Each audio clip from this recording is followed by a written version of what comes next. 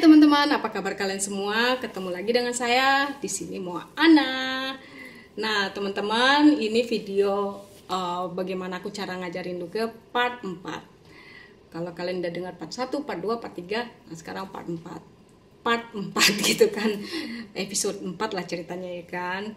Nah, teman-teman, di video kali ini aku mau menceritakan konsekuensi buat orang tua yang kalau mendidik anaknya atau melakukan kekerasan buat anaknya itu apa konsekuensinya. Nah, teman-teman, di Denmark ini anak itu ya banyak kayak aku, si Luke ini anakku kandung. Gak ada boleh satu manusia pun yang bisa mengambil haknya dari aku. Itu kalau di Indonesia. Mungkin ya, aku kurang tahu. Yang aku tahu dulu, kalau sekarang aku kurang tahu. Kalau ini tolong di share, di komen gitu kan. Nah, yang kalau di Denmark itu tuh kalau kita ngurus anak itu nggak baik, banyak dia ke sekolah nanti guru ngeliat ada biru-biru atau gimana gitu kan, ada bekas pukulan, itu guru akan bertanya, ini kenapa kok biru-biru seperti itu kan. Nanti anaknya itu mungkin ada yang takut nggak bisa jawab, tapi guru itu mereka tahu bagaimana cara mendapatkan informasi dari anak ini. Nah, nanti kalau gurunya semakin curiga, itu orang tua akan dipanggil dan diajak bicara kenapa anak ini seperti ini gitu. Nah, yang parahnya lagi kalau sampai anak itu merasa tidak nyaman di rumah gitu kan. Nanti pemerintah atau komun ya akan memantau kita sebagai orang tuanya gitu. Dia akan memperhatikan kita, jadi kayak kita di keep watching gitu kan. Nah, kalau ternyata kita emang orang tua yang kurang ajar, yang dajal, yang suka mukul, yang nggak layaknya sebagai orang tua, nah itu nanti dampaknya anak itu akan diambil sama pemerintah, hak asuh kita habis gitu kan, hilang. Nah, itu banyak terjadi di Denmark. Apalagi kalau anaknya di atas umur berapa tahun ya, kalau nggak salah itu 11 tahun apa 12 tahun ya, di saat dia sudah bisa menyatakan aku suka apa nggak suka. Kalau anak itu merasa nggak nyaman tinggal di rumah orang tuanya, tinggal bersama orang tuanya, dia akan bilang ke komun, ke pemerintah, aku nggak nyaman tinggal sama orang tuaku, aku nggak mau tinggal sama mereka. Nah, itu pemerintah nanti setelah selidiki kenapa, akhirnya pemerintah ambil keputusan, oke, anak ini ditempatkan diambil sama pemerintah dan ditaruh di asrama atau semacam itu ya. Nah, setelah pertimbangan yang besar ini setelah melalui penelitian pembicaraan diskusi, dan ternyata emang benar anak ini nggak mau tinggal sama orang tuanya, anaknya akan ditaruh di institusi iyalah asrama ya. Nah, nanti anak ini akan dicarikan orang tua sambung, orang tua angkat, tapi orang tua angkat ini dia akan ketemu orang tua angkat ini di saat weekend aja, tapi dari Senin, Selasa, Rabu, Kamis, Jumat itu di asrama itu, karena dia harus sekolah ya kan. Nah, anak ini akan dicarikan keluarga baru untuk weekend aja seperti itu. Nah, keluarga baru ini nanti akan mendapat subsidi uang dari pemerintah. Biasanya pemerintah juga akan melihat juga orang yang menjadi orang tua keluarga baru ini, dia harus mempunyai rumah, mempunyai anak juga, orangnya baik seperti itu ya. Nggak sembarangan juga pemerintah mau mencarikan keluarga baru buat anak ini. Nah, ada lagi nih ya kasus yang aku tahu, dia bercerai, suami istri bercerai, dan mamahnya ini nggak dapat hak asuh sama sekali karena dia peminum.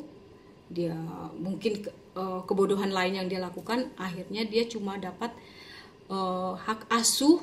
hak bertemu anaknya ini cuma sebulan sekali, itu pun cuma 1 jam gitu, karena mungkin anak mamahnya ini yang bukan mama yang bagus gitu ya. Mungkin dia, yang aku tahu sih, dia katanya peminum alkoholik gitu. Jadi emang fiturnya nggak bagus buat anak ini, jadi emang dia cuma dapat hak bertemu anaknya itu cuma sebulan sekali dan cuma 1 jam. Itulah artinya di Denmark ini anak itu emang benar-benar dilindungi haknya, dia harus mendapatkan perlindungan yang sebaik-baiknya. Nah, ada lagi kasus yang aku tahu, dia ini dari negara ini ya, Middle East gitu ya. Dia gimana aku ngomongnya, dia gay gitu ya, dia karena di negara ini haram banget seperti itu. Nah, dia ngadu ke pemerintah kalau dia takut menyatakan dirinya gay gitu kan. Waktu itu dia umur berapa itu ya, udah umur di atas belasan lah. Nah, dia akhirnya datang ke pemerintah minta perlindungan karena orang tuanya ini akan mengancam, memukul dia atau gimana lah ya. Intinya anak ini ketakutan karena jiwanya itu nggak bisa gitu, seperti yang bapak mamanya mau gitu kan. Kalau kayak gitu tuh kan dari hati gitu kan, psikis gitu, nggak bisa gitu. Umpamanya bapaknya maunya dia jadi laki-laki yang sejati, laki-laki yang sebenarnya laki-laki, atau perempuan yang sebenarnya perempuan. Tapi kan ada orang yang punyai pengen dia jiwanya gay atau dia lesbian. Nah, di negara ini kan dilindungi. Negara pertama kali yang melindungi, yang mengakui hak LGBT yaitu negara Denmark ini. Aku juga dulu baru tahu ternyata Denmark di seluruh dunia. Jadi yang pertama kali mengakui LGBT itu Denmark gitu kan. Nah, anak itu akhirnya diambil sama pemerintah dan dia tinggal di asrama dan diasuh sama pemerintah sampai dia mandiri, dia bekerja, dia bisa keluar dan sewa apartemen sendiri di umur 18. Karena di Denmark ini umur 18 mereka berhak tinggal di apartemen sendiri gitu kan. Dan akan disupport sama pemerintah gitu. Nah, jadi teman-teman, jangan kira kita sebagai orang tua kita punya hak seutuhnya terhadap anak kita. Nggak bisa di sini. Jadi kita emang benar-benar harus berhati-hati dan benar-benar ya emang kita bisa tegas sama anak-anak, tapi kita tegasnya tegas yang di jalannya gitu, tidak tegas yang nggak pugu karu gitu kan. Jadi hak-hak kita itu emang kita harus benar-benar hati-hati. Jangan sampai anak itu nggak merasa nyaman, merasa tertekan di rumah, merasa hidupnya gimana gitu ya. Kadang-kadang aku juga suka berpikir takut juga gitu ya, kalau aku udah marahin si Luke ini, aku suka telepon suami aku gitu kan, aku tadi marahin si Luke gini gimana ya, namanya emak-emak itu kalau udah marah itu, selesai marah itu kan merasa menyesalnya nggak habis gitu kan, rasa anak gue tadi kenapa gue marahin gitu kan. Tapi kayak kalau kata Sistine, ya emang kamu kadang-kadang perlu marah sekali sama dia, karena aku tuh kadang terlalu lemah gitu untuk hal-hal tertentu. Gimana sih ngeliat mukanya itu, aduh gitu. Jadi tapi kalau aku lagi tegas nek gitu ya. Nah itu dia kan. Kadang-kadang aku sih banyak nanya sama teman-teman di sini ya, yang mereka sudah pengalaman banyak tentang bagaimana peraturan di Denmark ini tentang hak-hak anak itu gitu kan. Emang kita harus benar-benar hati-hati, karena aku juga nggak pernah ngelihat orang tua di Denmark itu yang memarahin anaknya di depan umum. Cara mereka memarahin anak itu sangat profesional, sangat berwibawa, memarahi sangat berwibawa. Jadi emang anak itu diajak diskusi gitu kan. Bukan nggak seperti itu, mereka ajak ngomong face to face gitu. Jadi orang tua itu selalu menanya pendapat anak itu, kamu maunya apa, kamu bagaimana, seperti itu. Jadi anak itu juga merasa dihargai dan merasa haknya selalu dijaga gitu kan. Tidak semata-mata sebagai orang tua, gue orang tua lu harus dengar omongan gue. Nggak bisa bu di sini. Jadi jangan bangga kita sebagai orang tua, hak kita nggak ada yang ganggu gugat, nggak bisa di sini. Tetap orang tua juga dipantau sama pemerintah. Kalau orang tuanya nggak bisa jaga anak, pemerintah ambil. Karena pemerintah Denmark sangat menjaga hidup kebahagiaan anak-anak di Denmark ini, karena anak-anak itu adalah penerus bangsa ini. Nah, bangsa yang sehat, bangsa yang maju, hidup anak-anak penerus, anak-anak kecil itu yang akan melanjutkan laju bangsa ini, bangsa itu sendiri. Jadi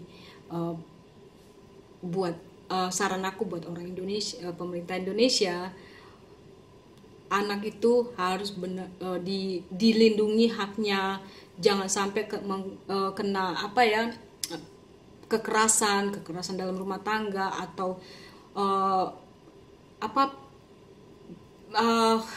semacam yang keras-keras gitu deh. Aduh, gua nggak bisa ngomong lagi. Pokoknya kalau gua ada ngeliat berita di Indonesia, aduh Tuhan, nggak sanggup.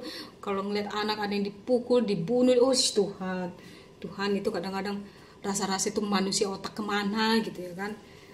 Anak kecil nggak tahu, apalagi kalau di Facebook ada yang upload video anak perutnya diinjak. Oh Tuhan, please jangan share yang goblok itu, please gitu loh. Kadang-kadang gue malas nih ngeliat Facebook itu, atau gimana ya, sebodohnya minta ampun, anak dipukul, tapi di share di Facebook. Aduh, gimana gitu ya. Kadang-kadang hati ini sebel ngelihatnya, cuman ya itulah, karena kembali lagi gitu, pemerintahnya itu nggak tegas gitu. Harusnya tegas gitu kan. Hukuman yang paling berat itu adalah hukum yang menganiaya anak. Harusnya itu harus ada gitu, karena anak itu nggak tahu urusan apapun, mau digoreng, mau dipanggang, mau direndang, mereka nggak bisa ngomong apa-apa, terima. Jadi seharusnya itu pemerintah tegas banget sama orang yang suka mukulin anak, apalagi sampai anak itu kehilangan nyawa. Oh my god, ya Tuhan, please jangan deh, pemerintah harus tegas. Kadang-kadang aduh, aku kalau udah lihat-lihat itu sedih gitu loh, sampai gimana gitu, aduh. Jadi nah teman-teman, segitu dulu cerita aku kali ini. Jadi buat kalian yang sudah mendengarkan ceritaku, kalau kalian rasa ini bermanfaat, silakan di share di sosial media yang kalian punya. Yang belum subscribe silakan subscribe, yang sudah subscribe thank you so much.